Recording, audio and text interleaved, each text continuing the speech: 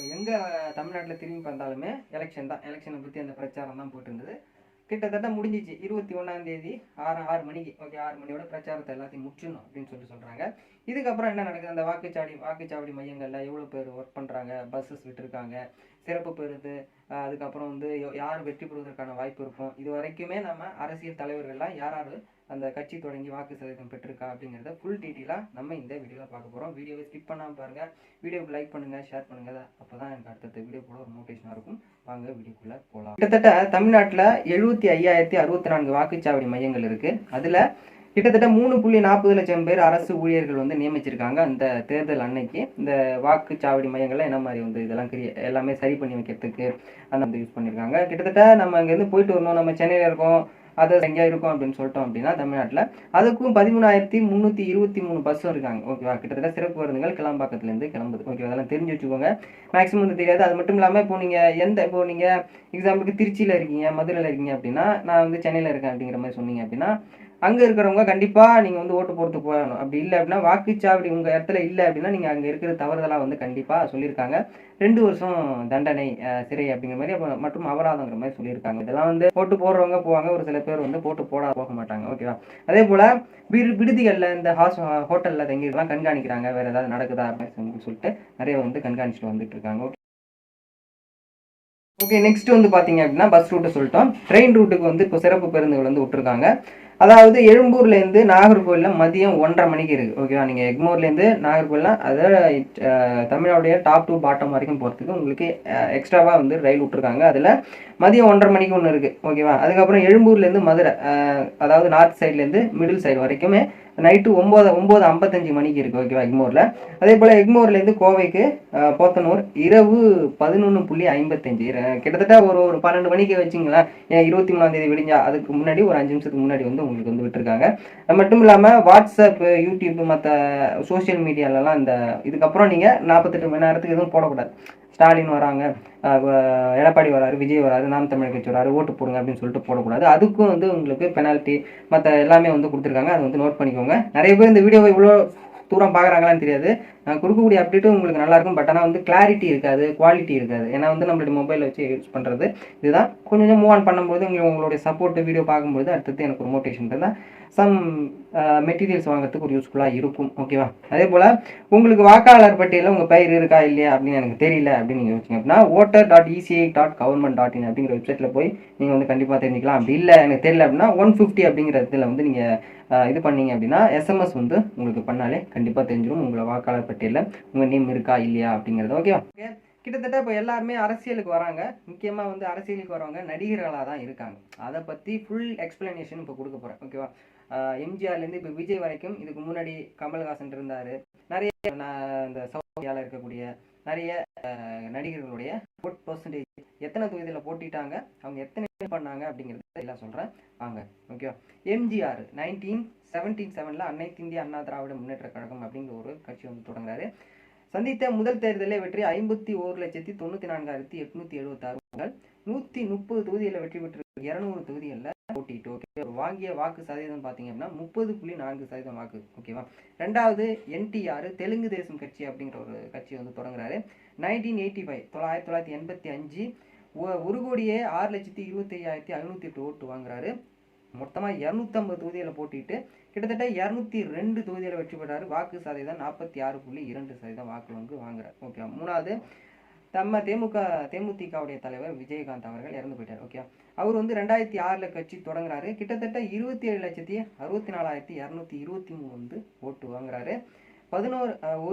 ஒரு தொகுதியில் வெற்றி பெற்றாரு. ஐ திங்க் விருத்தாசலம் தொகுதின்னு நினைக்கிறேன். 232 தொகுதியில் போட்டிட்டாங்க. வாக்கு சதவீதம் 8.4% வந்து வாங்கியிருக்காரு. சிரஞ்சீவி பிரஜாராஜ்ய கட்சி அப்படிங்கிற ஒரு கட்சி. ஓகேவா, கிட்டத்தட்ட 2009 வந்து கட்சி தொடங்கி முதல் தேர்தலில் வந்து போட்டிடுறாரு. கிட்டத்தட்ட 68,63,509 வாக்குகள் வாங்குறாரு. 288 தொகுதியில் போட்டுட்டு 18 தொகுதியில் வெற்றி பெற்றாரு. வாக்கு சதவீதம் அப்படின்னு வந்து பார்த்தீங்கன்னா 16.3% வாக்குகள் வந்து பெற்றிருக்காரு. ஓகேவா, அதுக்கப்புறம் பவன் கல்யாண் ஜனசேனா கட்சி அப்படிங்கிற ஒரு கட்சி தோற்றுவிக்கப்படுகிறது. 2019 முதல் தேர்தல். அதில் 17,36,811 ஓட்டுகள் வாங்குறாரு. 137 தொகுதியில் போட்டிக்கிட்டு ஒரு தொகுதியில் வெற்றி. வாக்கு சதவீதம் அப்படின்னு வந்து பார்த்தீங்கன்னா 5.5% ஓட்டு வந்து வாங்குறாரு. ஓகேவா. கமலஹாசன் மக்கள் நீதி மையம் ரீசெண்டாக உங்களுக்கு எல்லாருக்குமே தெரியும் 2021 வந்து கட்சி முதல் போட்டி கிட்டத்தட்ட 12,10,002 ஓட்டு வாங்குறாரு. 180 தொகுதியில் போட்டிட்டு வெற்றி பெறல. பட் ஆனால் அந்த கோயம்புத்தூர் சைடில் ஒரு சில தொகுதியில் ரொம்ப கிட்ட மார்ஜினில் தோத்தாரு. பட் ஆனால் நல்ல வாக்கு வச்சிருந்தாரு. வாக்கு சதவீதம் 2.6%. ஓகேவா. கடைசி நம்ம மக்கள் தலைவர் அவர்கள் 2026 293 தொகுதி போட்டி வாக்கு சதவீதம் எவ்வளோ வரும், எவ்வளோ அவர் வந்து வாக்குகள் வாங்குவார் அப்படிங்கிறத கீழே வந்து பதிவு பண்ணுங்க. நானும் படித்து தெரிஞ்சுக்கிறேன். ஒரு இன்ட்ரெஸ்டிங்காக இருக்குது. பின்னாடி சொல்கிறேன். இன்னும் ஒரு அப்டேட் இருக்குது. அந்த நிறைய சோஷியல் மீடியாவில் நியூஸ் சேனல்லாம் நிறைய அந்த கருத்து கணிப்பில் அதை பற்றியும் நான் சொல்கிறேன். ஒரு டிஃப்ரெண்ட்டான ஒரு எலெக்ஷனாக இருக்கும் இந்த எலெக்ஷன். ஓகேவா. ஏன்னா அந்த மெஜாரிட்டிக்கு கண்டிப்பாக தாவேக்காவை அணுகுவாங்கன்னு நான் எதிர்பார்க்குறேன். ஓகே. ஜனநாயகன். ஓகேவா. கிட்டத்தட்ட பொலிட்டிக்கல் எல்லாமே பிளான் பண்ணி பண்ண மாதிரி இருந்தாலுமே அந்த சென்சார் போர்டு அந்த இது எல்லாமே அது நமக்கு தேவையில்லை இப்போ. ஓகேவா. இதை பற்றி சென்சார் போர்டு வந்து April 24 அன்னைக்கு அவங்க இந்த சர்டிஃபிகேட் ப்ரொவிஷன்ஸ் அப்படிங்கிற மாதிரி தயாரிப்பாளர் மற்ற எல்லாருமே வந்து அப்டேட் ஆட்டாங்க. 25 வந்து அந்த ஒரு ஆலோசனை கூட்டம் அப்படி நடக்க போகிறதா சொல்கிறாங்க. கிட்டத்தட்ட April 30 May ஃபர்ஸ்ட் வீக்கில் மேபி சான்சஸ் இருக்கும். ஏன்னா வந்து ஃபர்ஸ்ட் வீக்கு லீவு அப்படியே கொஞ்சமாக லீவு மென்ஷன் ஆகும்போது ஸ்கூல் லீவு அதெல்லாம் பார்க்கும்போது அந்த வீக்கில் வந்து கண்டிப்பாக படம் ரிலீஸ் ஆகிறதுக்கான வாய்ப்புகள் நிறைய வாய்ப்பு இருக்குது அப்படின்னு சொல்லியிருக்காங்க. ரிலீஸ் ஆச்சுல ஹெச்டியில் வந்து லீக் ஆச்சுல அது வந்து முன்ஜாமீன் ஃப்ரீலான்சர் எடிட்டரும் வந்து ஒரு சொல்லியிருக்காங்க. ஆனால் கோர்ட்டில் பெரிய அளவில் வாதத்தை வந்து ஆப்போசிட் பார்ட்டி அதாவது ஜனநாயகோட பார்ட்டி வந்து அதெல்லாம் கொடுக்கக்கூடாது அப்படின்னு சொல்லிட்டு அவங்களும் வந்து சொல்லியிருக்காங்க. இதை பற்றி என்ன அப்படிங்கிறது அப்டேட் கிடைச்சா நான் சில வீடியோ போடுறேன். இதெல்லாம் நடக்குது. ஸ்டாலின்கிட்ட ஒரு பேட்டி எடுக்கிறாங்க ஒரு சில மீடியாஸ்லாம். அப்போ வந்து ஸ்டாலின் கேட்குறாங்க, உங்களை பற்றி வந்து விஜய் அவர்கள் வந்து எப்போ பார்த்தாலும் எதிர்ப்பு தெரிவிக்கிறாரு. பட் ஆனால் நீங்கள் வந்து அந்த கீப் ஆன் காமாக இருக்கீங்களே அதுக்கான ரீசன் என்ன அப்படின்னு சொல்லி சொல்கிறாங்க. அதுக்கு ஸ்டாலின் சொல்கிறாரு, நாங்கள் வந்து எண்ணற்ற பல திட்டங்களை தொழிற்சாலைகள் மக்களுக்கான நிறைய சேவை திட்டங்கள் எல்லாமே நாங்கள் பண்ணிகிட்ருக்கோம். ஒரு கட்சி ஆரம்பிக்கிறாங்க, அது நடிகராக இருந்தாலும் மற்ற பொலிட்டிக்கல்ஸ் யாராக இருந்தாலுமே அவங்க ஆரம்பிக்கிறாங்க அப்படின்னா எங்களை எதிர்த்து தான் வந்து அவங்க பண்ணுறாங்க. அவங்க எதிர்க்கிறவங்க இப்போ எங்கே இருக்காங்க அப்படிங்கிறது சொல்லியிருக்காரு. அது சொல்லாமல் ஒரு சில கட்சியை சொல்கிறாங்க. அதை நான் சொல்ல வேண்டியதில்லை, உங்களுக்கே புரியும். அந்த மாதிரி சொல்லியிருக்காங்க. அதே போல் நாங்கள் பண்ண நிறைய திட்டங்களை அவங்களும் செயல்படுத்துறதுக்கான வாய்ப்பு இருக்குமா அப்படிங்கிறது கொஷின் மார்க் தான். ஆனால் எங்களை எதிர்த்து வந்தால் தான் கட்சி ஆரம்பிக்க முடியும் அப்படிங்கிற ஒரு சூழல் கண்டிப்பாக இருக்கிறதுனால நாங்கள் யார் வந்தாலுமே அவங்க சொல்கிறத கேட்காம எங்களுடைய பாணியில் ஒரு திராவிட முன்னேற்ற கழகம் அப்படின்னா அது ஒரு பிராண்ட் அப்படிங்கிற மாதிரி சொல்லி அவர் வந்து ஒரு ஸ்டேட்மெண்ட்டை கொடுக்குறாரு. முதல் தலைமுறை வாக்காளர்கள் அந்த ஒரு அப்டேட்டு ஒரு சில மீடியாவில் நான் பார்த்தேன். அதில் ஒரு எல்லாருக்குமே தெரியும் முதல் தலைமுறை வாக்காளர் அப்படின்னா 18 வயசு முடிஞ்ச அப்புறம் ஃபஸ்ட்டு ஓட்டு போடுறவங்க யாராக இருந்தாலுமே அவங்க யாருக்கு ஓட்டு போடுவாங்க அப்படிங்கிறது உங்களுக்கே தெரியும். அதை பற்றி ஒரு அப்டேட் கிடைச்சதில்ல அப்படிங்கிறத வந்து பார்த்தீங்க அப்படின்னா டிஎம்கேவுக்கு 27%, அதாவது ஃபர்ஸ்ட் டைம் ஓட்டர்ஸ் அவங்க வந்து பார்த்தீங்கன்னா டிஎம்கேவுக்கு 27%, ஏடிஎம்கேவுக்கு 18% பேரும், என்டிகே நான் தமிழர் கட்சிக்கு 22%, தாவேகாவுக்கு 23% போட்டிருக்காங்க. அதர்ஸ் வந்து 0%. அப்போது இதில் பார்க்கும்போது முதல் தலைமுறை வாக்காளர்கள் கிட்டத்தட்ட எவ்வளோ பேர் இருப்பாங்க அப்படிங்கிறது உங்களுக்கு தெரியும். கிட்டத்தட்ட ஒரு 5-6 லட்சம் பேர் மேபி சான்சஸ் இருக்கலாம். ஓகேவா. அது ஓட்டிங் யாருக்கு வேணாலும் ஷேர் ஆகலாம். அது பின்னாடி நமக்கு தேர்தலுடைய பிந்தைய கருத்து கணிப்புக்கு தெரியும். ஓகே. ஒரு சில மீடியாஸில் அந்த கருத்து கணிப்பை சொல்லுவாங்க யார் யார் எந்தெந்த தொகுதியில் வெற்றி பெறுவதற்கான வாய்ப்பு இருக்கும் அப்படிங்கிற மாதிரி. அதை பற்றி பார்க்கும்போது 234 திமுக கவர்மெண்ட்டுக்கு 102 தொகுதிகள் கைப்பற்றுவாங்கிற மாதிரியும், அதிமுக கிட்டத்தட்ட 70 தொகுதிகளை வந்து கைப்பற்றுவாங்கிற மாதிரியும், நாம் தமிழர் கட்சி 0, அதாவது ஒரு தொகுதி கூட கைப்பற்ற மாட்டாங்க அப்படிங்கிற மாதிரியும், க்ளோஸ் ஆகிறதுக்கான வாய்ப்பு இருக்கும் ஒரு சில தொகுதிகள் மாதிரியும், தாவேகாவுக்கு 2 தொகுதி மேபி அந்த திருச்சி பெரம்பூரா இருக்கலாம். மற்றபடி கோபிசெட்டிப்பாளையம் மினி 1 மேபி சான்சஸ் இருக்கலாம் அப்படிங்கிற மாதிரி சொல்லியிருக்காங்க.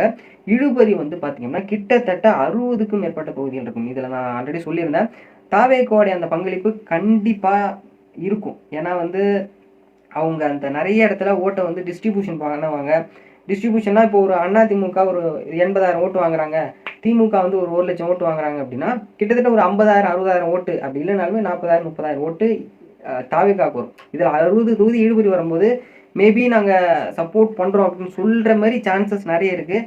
இழுபறி 60 தொகுதிங்கும்போது மெஜாரிட்டி ஐ திங்க் 2006 நினைக்கிறேன் மெஜாரிட்டி கவர்மெண்ட்டில் மைனாரிட்டி கவர்மெண்ட்டில் ஆட்சி நடத்தக்கூடிய கலைஞர் அவர்கள் மேபி அந்த சான்சஸ் வரும். இப்போ இந்த எலெக்ஷன் ஸ்டார்ட் பண்ணுறதுக்கு முன்னாடி நிறைய காங்கிரஸ், விடுதலை சிறுத்தைகள் எல்லா கட்சியுமே சொல்லியிருந்தாங்க இந்த மாதிரி வந்து ஆட்சியில் பங்கு அப்படிங்கிற மாதிரி சொல்லியிருந்தாங்க. மேபி அதான் சான்சஸ் இருக்கும்னு நான் நினைக்கிறேன். அதற்கான விடை May 4 நமக்கு கண்டிப்பாக தெரிய வரும். வீடியோ பிடிச்சா லைக் பண்ணுங்கள், ஷேர் பண்ணுங்கள். நிறைய வீடியோ போஸ்ட் பண்ணிட்டு இருக்கோம், அதெல்லாம் பார்த்து என்ஜாய் பண்ணுங்கள். தேங்க்ஸ் ஃபார் வாட்சிங். நெக்ஸ்ட்டில் வந்து பார்க்கலாம்.